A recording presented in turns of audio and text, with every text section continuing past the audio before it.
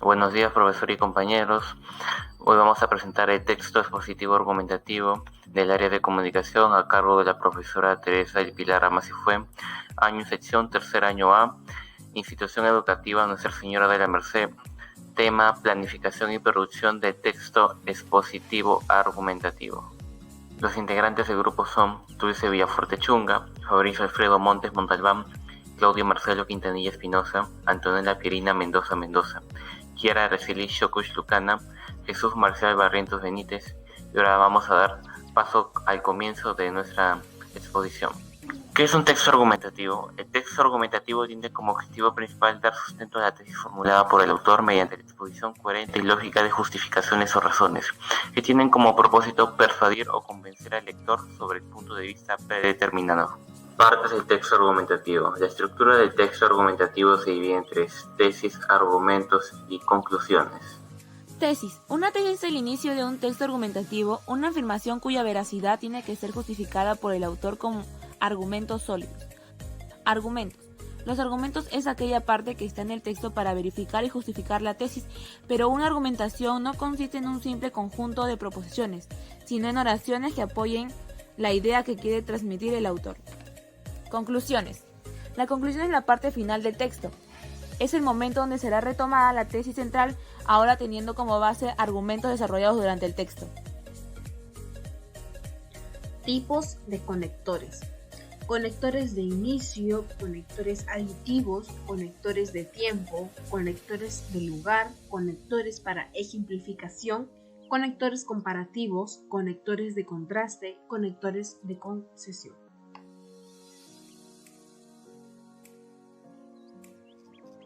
Conectores de inicio. Los conectores de comienzo son palabras o frases que estructuran un discurso con la finalidad de comenzar la exposición de un discurso. Tenemos, por ejemplo, érase una vez, había una vez, en aquellos tiempos, hace muchos años, en un lugar muy lejano, en un país muy lejano, en tiempos muy lejanos y para comenzar. Conectores aditivos. Los conectores aditivos introducen una información cuyo contenido se añade previamente, se encarga de señalar que la frase que les sigue mantiene la misma línea temática que las oraciones anteriores. Tenemos como por ejemplo, asimismo, igualmente, de igual manera, de igual forma, del mismo y de la misma manera. Conectores de tiempo.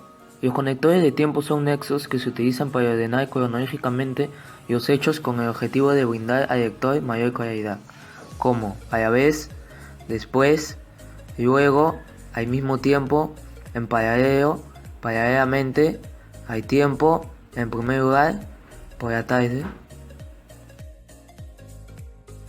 Conectores de lugar. Los conectores espaciales son nexos que se utilizan para ubicar espacialmente aquello a lo que se refiere el discurso. En dónde, a dónde, por dónde, de dónde y hacia dónde. Conectores para ejemplificación. Los conectores de ejemplo o ejemplificación son palabras o frases que estructuran un discurso con la finalidad de aclarar una nueva idea introducida, como así por ejemplo, así como, en otros términos, en resumen, en resumidas cuentas, es decir, esto es. Conectores comparativos. Los conectores comparativos son un tipo específico de conectores discursivos o marcadores textuales, es decir, de unidades lingüísticas que vinculan las partes de un texto y se las brindan una conexión lógica. Un ejemplo, al igual que, analógicamente, como, de forma semejante, de forma similar, de igual manera, igual que y lo mismo que. Conectores de contraste. Los conectores de contraste son nexos que se utilizan para oponer o contrarrestar dos enunciados. Unos ejemplos son: pero, no obstante, si bien, más, por el contrario, con todo, aunque y al contrario. Conectores de concesión. Los conectores concesivos son aquellos que vinculan semántica y pragmáticamente un miembro del discurso con otro anterior. Los ejemplos son: con todo, a pesar de todo, aún así, ahora bien y de cualquier modo. Tema: maltrato infantil. Título: nosotros también merecemos respeto. El maltrato infantil son todas aquellas acciones cometidas contra el desarrollo físico, cognitivo y emocional del niño, ejecutadas por personas, instituciones o la sociedad. En sociedades donde se produce es un tema muy conocido en el mundo, el cual desencadena tristeza y sufrimiento de niños inocentes que día a día son usados como objetos. Por ejemplo, en Afganistán, alrededor del 20% de los niños están obligados a trabajar para satisfacer sus necesidades y las de sus familiares. Vendedores, ambulantes, portadores de agua, recolectores de cartón, limpiabotas, son algunos de sus trabajos. Esto pasa porque el niño juega un rol económico importante en la familia, ya que sus ingresos de los padres son tan bajos que les cuesta proveer a la familia de alimentos. Lo más grave es que los niños afganos son víctimas de violencia de manera generalizada. Un ejemplo es en 2009, alrededor de 250 niños fueron asesinados a causa de ataques terroristas.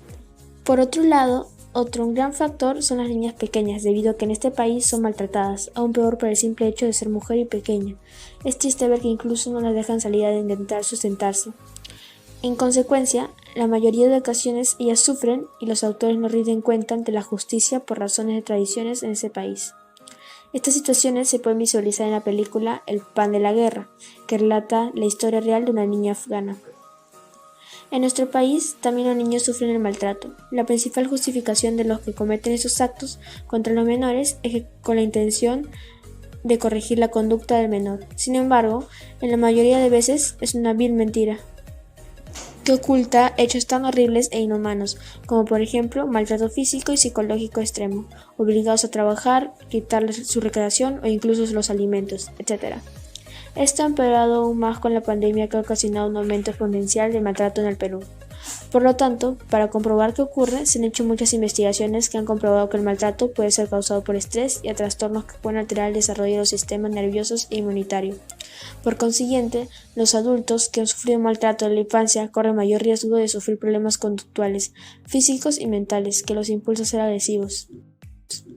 En conclusión, el maltrato infantil, sea en Afganistán o en Perú, representa una violación a los derechos que tienen los niños y niñas, porque en ambos casos afecta el desarrollo normal y crecimiento psicoemocional de una población que se convertirá en adulto, parte de una sociedad que conlleva el círculo vicioso de la violencia. Por consiguiente, las autoridades encargadas de salud y educación deben priorizar la salud física y emocional de los niños y niñas.